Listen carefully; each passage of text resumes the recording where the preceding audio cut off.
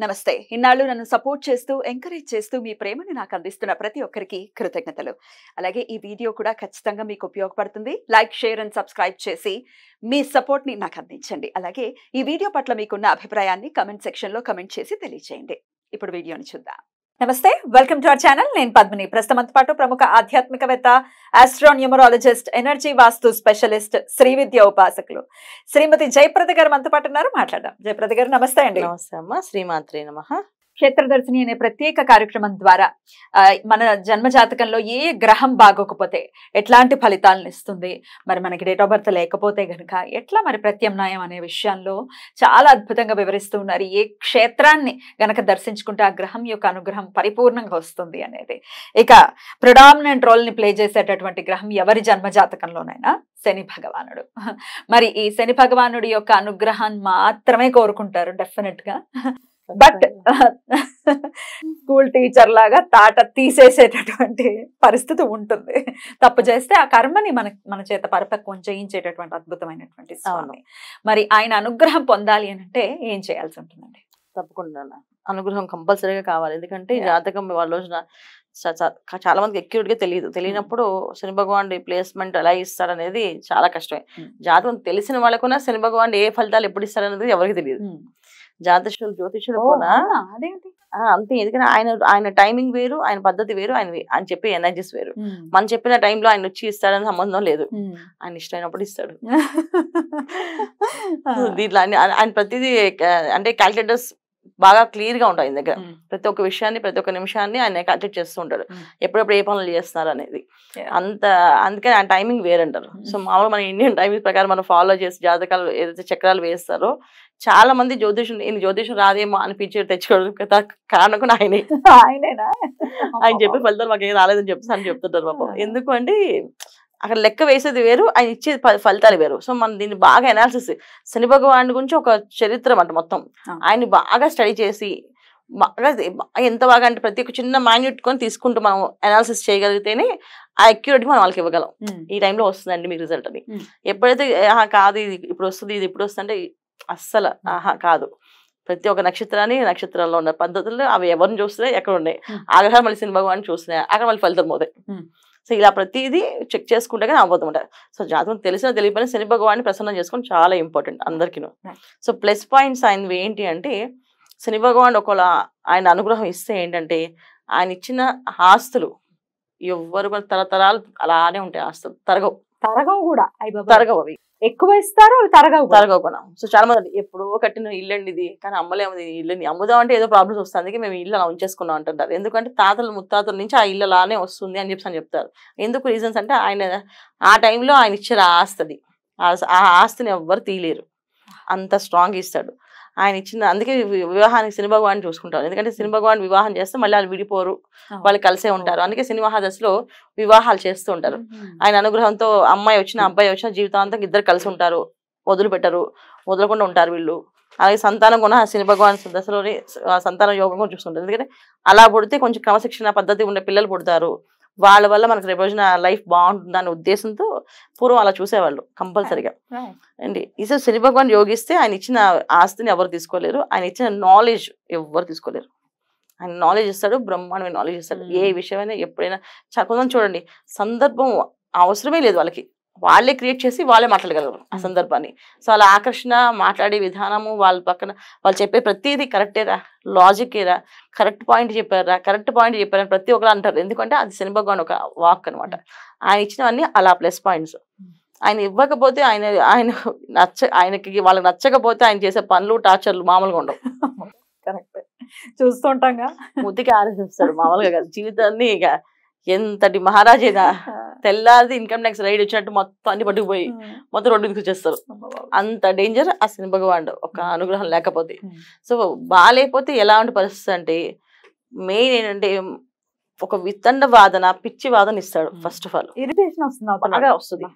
అసలు ఏం మాట్లాడతారంటే అసలు వాళ్ళు నోరిప్పి మాట్లాడడం మొదలు పెడితే చాలు మన తల్లు చెవులు మూసేసుకుంటాం. వద్దురా బాబు భగవంతుడు మళ్ళీ మొదలు పెట్టాడని చెప్పేసి వదిలించుకోలేము, వాళ్ళని ఏం అనలేము, కంటిన్యూ మాట్లాడుతుంటారు, ఎక్కువగా మాట్లాడడం. సో ఆ తర్వాత విపరీతమైన షార్ట్ టెంపర్ని ఇస్తాడు. దానికున్న అసలు మామూలుగా ఉండదు. ఆ వస్తుంటే ఫటాఫట ఫటాఫట మనం మాట్లాడేస్తుంటారు, తర్వాత ఏం ఉండదు. కానీ ఆ మాట్లాడే టైంలో మొత్తం రిలేషన్స్ అన్నీ కట్ అవుతాయి. అన్నిటికీ ఏంటంటే ఆర్థిక ఇబ్బందులు పడుతూనే ఉంటాం.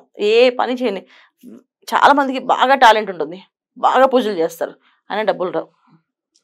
అదే అంటారు చాలా మంది, ఏంటంటే వీళ్ళు అసలు పూజ చేయరు, వీళ్ళకి బాగానే డబ్బులు ఉంటాయి, వీళ్ళు బాగానే ఉన్నారు. వీళ్ళు మొత్తం పొద్దున్న సాయం దాకా పూజలు చేస్తూనే ఉంటారు, పూజలు చేస్తూనే ఉంటారు, అయినా వీళ్ళు కష్టాలు పడుతూనే ఉంటారు. ఆ దేవుడు కూడా కరుణించట్లే వెళ్ళి అనే ఫీలింగ్ వస్తుంది. అది కొంచెం శని భగవాన్ ఒక అనుగ్రహం. ఎందుకంటే ప్రారంధ కర్మలు ఏవైతే ఉన్నాయో మనం ఈ జన్మ చేస్తుంది కాదు, గత జన్మ చేస్తుంది కదా, ఆ గత జన్మ చేస్తుంది అన్ని జన్మలకి ఆయనే ఇచ్చేది. అన్నిటికీ లెక్క కట్టి సో ఆ టైంలో చేసావు కనుక ఇది దానికి చెల్లుతుంది, ఇది దాని అకౌంట్లో, ఇది ఆ అకౌంట్లో, ఇది ఈ అకౌంట్లో అని వేస్తూనే ఉంటాడు ఆయన. సో వేసిన అకౌంట్లు వేస్తూనే ఉంటాడు ఆయన. వేసిన తర్వాత మిగిలి తీస్తాడు ఆయన. నమస్కారం అండి ఆయనకి. చాలా ఇబ్బంది మనం జాగ్రత్తగా ఉండాలి ఎండ్ ఆఫ్ ది డే కదా. 100% చాలా సింపుల్ గా మన చేతుల్లో కొన్ని ఉన్నాయి కొన్ని పనులు చేయగలిగితే. ఏం చేయాలంటే శని భగవాన్ ఒక ప్రసన్నం చేసుకోవాలంటే ఫస్ట్ ఆఫ్ ఆల్ పని చేసే వాళ్ళని ఒక్క మాట అనుకుని ఉండాలి. ఎవరైనా మన ఇంట్లో పని వాళ్ళే కాదు, బయట పని వాళ్ళు, ఎక్కడైనా సరే లేబర్ వర్క్ చేసేవాళ్ళు, కూలి పనులు చేసేవాళ్ళు మెయిన్ ముఖ్యంగా, తర్వాత రోడ్లు ఊడ్చేవాళ్ళు, కాలువలు కడిగి తుడిచేవాళ్ళు, కాలువలు క్లీన్ చేసేవాళ్ళు, వీళ్ళని ఏ రోజు పల్లెత్తి మానకుండా వాళ్ళకి పాప ఎండలో ఎప్పుడైనా పని చేస్తుంటే కూల్ డ్రింక్స్ కొని చల్లని నీళ్ళు కానీ చల్లని కూల్ డ్రింక్స్ కానీ వాళ్ళకి ఇస్తే ఆయన ప్రసన్నం చెందే అవకాశం ఉంటుంది. అంటే ఆయన మన అకౌంట్లోంచి సగం చాట్ తీస్తాడు, చేశాడని చెప్పేసి. కాకపోతే పని వేళ చేయడం కాదు, మన మనసులో ఎప్పుడు పెట్టేసుకోవాలి. సో అది పని వేళ ఒక రోజు వెళ్ళి శనివారం పాటు ఎంత దానం చేశానండి అని చెప్పేసి నా అకౌంట్లో వేసే సినిమా భగవాన్ అదేదో సినిమా చెప్పినట్టు మైక్ పట్టుకుని నేను చేశానండి ఇవాళ అంటే ఆయన ఇవ్వడు అకౌంట్. మన మనసులో కంపల్సరీ సంకల్పం ఒకటి బలంగా పెట్టేసుకోవాలి. చిన్న వాళ్ళని కూలి వాళ్ళని అసలు ఏం అనకూడదు, చిన్నపిల్లల్ని స్పెషల్లీ తిట్టకూడదు. చాలా మంది చిన్నపిల్లల్ని టప్పా టప్పా కొట్టేస్తారు, కోపం వస్తే కొట్టకూడదు, అది కూడా నాకు నచ్చదు. పిల్లలు ఏడుపు ఇంట్లో ఎప్పుడు ఏడుస్తుంటే నచ్చదు దానికి. సో పిల్లలు నవ్వుతూ ఉండాలి ఇంట్లో. ఇలాంటి విషయాలన్నీ వాళ్ళు జాగ్రత్త పెట్టుకొని ఇలా దానాలు ధర్మాలు చేస్తూ ఉంటే అప్పుడు ఆయన అనుగ్రహం ఉంటుంది. ఏది నమ్మచ్చు. ఒక రోడ్డు మీద సన్నగా వెళ్ళిపోతున్నాం, అక్కడ రోడ్డు ఫుట్పాత్ మీద అందరూ కూర్చున్నారు, పడుకుని ఉన్నారు, లేకపోతే ఏదో ఒక దుప్పటో బ్లాంకెట్ తీసి కప్పడం ఇవ్వడం వల్ల కూడా మంచి జరుగుతుంది. సో చాలా సింపుల్గా మన కింద పీపుల్ని అంటే మనకంటే కింద పనిచేసే వాళ్ళని రెస్పెక్ట్ గా చూస్తే ఆయన అనుగ్రహం దొరుకుతుంది. క్షేత్రం అయితే ఏ క్షేత్రం చెప్తారు? తప్పకుండా శని భగవాన్ అనుగ్రహం కావాలంటే విష్ణు ఒక అనుగ్రహం కావాలి. సో కృష్ణుడు ఒక అనుగ్రహం, కృష్ణ దేవాలయాలు ద్వారకా తిరుమల, తర్వాత ద్వారక, తర్వాత తిరుపతి, ఈ క్షేత్రాలన్నీ మనం వెళ్ళి దర్శనం చేసుకోవడం. అంటే ఏంటి అంటే ఇవన్నీ ఎందుకు వెళ్ళమని చెప్పామంటే కాలు నడకన ఎక్కువ వెళ్తే ఆయనకి ఇష్టం, నడిచి వెళ్ళడం ఇష్టం. అరుణాచల క్షేత్రం గిరి ప్రదక్షిణ. సో ఆ రోజు శనివారం పూట స్వామివారికి నమస్కారం చేసి గిరి ప్రదక్షిణ చేసామంటే ఆయన ఒక నెల రోజులు మనం బాధ పెట్టకుండా వదిలేస్తాడు. అంతేనా? అవునండి, నెలే 1 month. ఏమిటండి క్షేత్ర దర్శనానికి దేవాలయాలు చరిత్ర తైలాభిషేకం చేశాను, నువ్వులు పోసే పొద్దున్నే లేచే స్వామి అంటే ఒక రోజు ఫలితాన్ని ఇస్తాడు ఆయన. ఒక రోజు ఫలితం, ఒక రోజు కాట అంటే ఒక్క రోజు మనం ఆయన దాంట్లో ఒక రోజు తీయడం అంటే చాలా అదృష్టం అండి. చాలా కష్టం ముందు కదా. ఇప్పుడు క్షేత్రాలు అయితే నిరంతరం వెళ్తూనే ఉండాలి, రెగ్యులర్ గా వెళ్ళాలి, మనకి ఎప్పుడు అందుబాటులో ఉన్నా వెళ్తూ ఉండాలి. ఆయన ఒక రోజు మన ఖాతాలో ఉంచి ఒక రోజు మనకి ప్లస్ పాయింట్ వేసాడు అంటే ఎంతో అదృష్టం. ఒకవేళ ఆయన అదృష్టం కొద్దీ మనకి చూడండి శని భగవాన్ చిన్న బంగారు వస్తువు కొని ఇచ్చిన ఆ బంగారాన్ని అమ్మలేరు, మిగతా అన్ని అమ్మేస్తుంటాం. ఆ బంగారు రూపు ఉండిపోతుంది, ఏమో ఇది ఉండిపోయింది, ఇది ఉంది.